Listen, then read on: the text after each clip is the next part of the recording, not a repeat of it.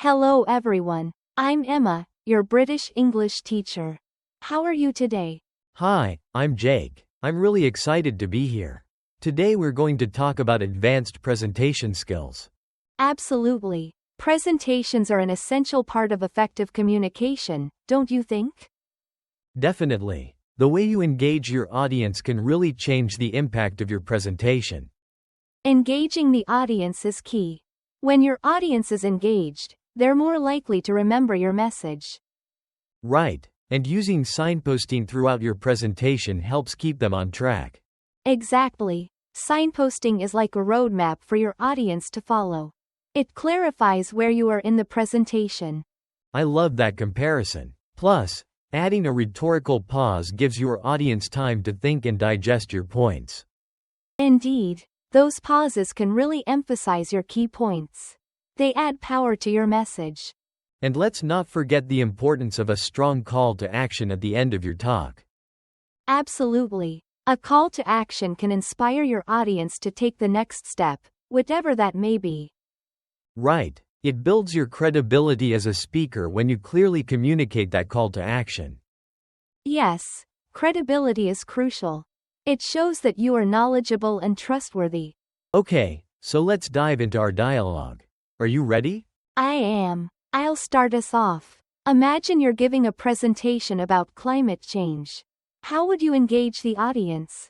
I'd start with a shocking statistic to grab their attention. That usually works well, right?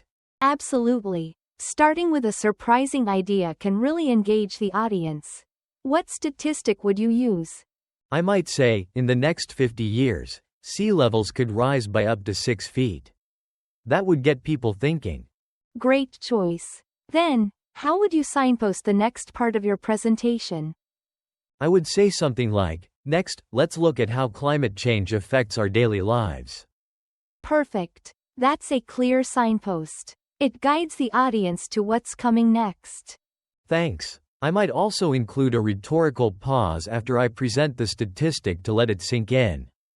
Excellent. That pause would allow the audience to absorb the information. How long would you pause? I think around 3 seconds is effective.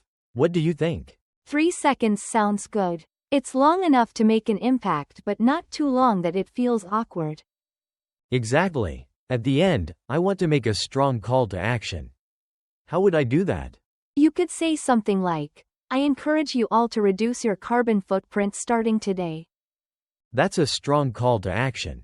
It really invites audience participation. Yes. And by inviting them to act, you build your credibility as someone who cares about the issue. Got it. So my whole goal is to create a connection and inspire them to change. Exactly. Let's move on to another scenario. How about presenting a new product? Sure, I'd start by engaging the audience with a story about how our product solves a problem. That sounds captivating. Stories can be very powerful in presentations. What problem would you highlight? I'd highlight how busy people struggle to find time for healthy eating. That's relatable. Absolutely. And then, how would you signpost when you introduce the product? I'd say, now, let me introduce you to our game-changing solution. That gives them a clear direction. That's effective. It prepares them for what's coming next. What would follow that signpost? Next, I'd showcase the product's features and benefits, perhaps with a quick demo. Great strategy. A demonstration is a fantastic way to engage the audience visually. Thanks. And I would include a rhetorical pause after showing off a key feature to let it resonate with them. Nice touch. That gives the audience time to appreciate what you just presented. Do you think a compelling story about the product's creation would also help? Definitely. Sharing the story boosts credibility. People love to know the background. I see. I could say something like, this product was made after countless trials and feedback. That's a great way to highlight your hard work. And it adds to your credibility. Then, at the end, I might conclude with a call to action. Join us today and experience the difference. That's an inspiring call to action. It pushes your audience to take the next step. Thanks, Emma. So, to wrap up, How important is practice in delivering these skills? Practice is essential. The more you practice, the more confidently you'll engage the audience. Absolutely. Shall we move on to the vocabulary section? Yes. Let's discuss our target vocabulary. The first word is engage the audience. Engage the audience means to capture their attention and keep them interested. Exactly. For example, the speaker used a story to engage the audience. Great example. Another could be, the surprising statistics helped to engage the audience effectively.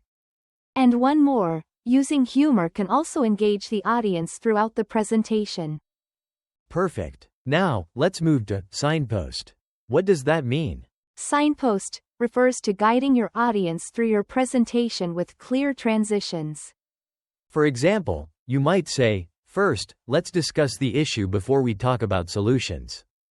Exactly. Another example could be, now that we've covered the background, let's move on to the benefits. And, to summarize what we've learned, I'll restate the key points now. Great examples. Next, we have rhetorical pause. What's that, Jake? A rhetorical pause is a deliberate pause in speech to emphasize a point or give time for reflection. Exactly. For instance, let's think about that. Pause for a moment. You might be wondering, pause, if this solution actually works. And now, let's consider, pause, the next steps we should take. Perfect. Now, what about call to action? Call to action is a statement that encourages the audience to take a specific action. For example, visit our website to learn more about our products. We need you to stand up and support this vital initiative. Take the first step today and change your life for the better. Excellent. Lastly, let's discuss credibility. What is that? Credibility is the quality of being trusted and believed in as a reliable source. Exactly. For instance, her extensive experience gives her credibility as a speaker. Gaining credibility is important for building trust with the audience.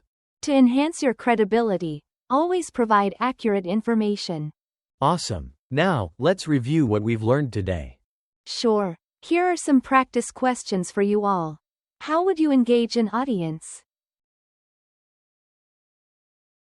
And what's an example of a good signpost in a presentation?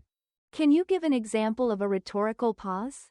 How would it enhance your presentation? What is a call to action and why is it important?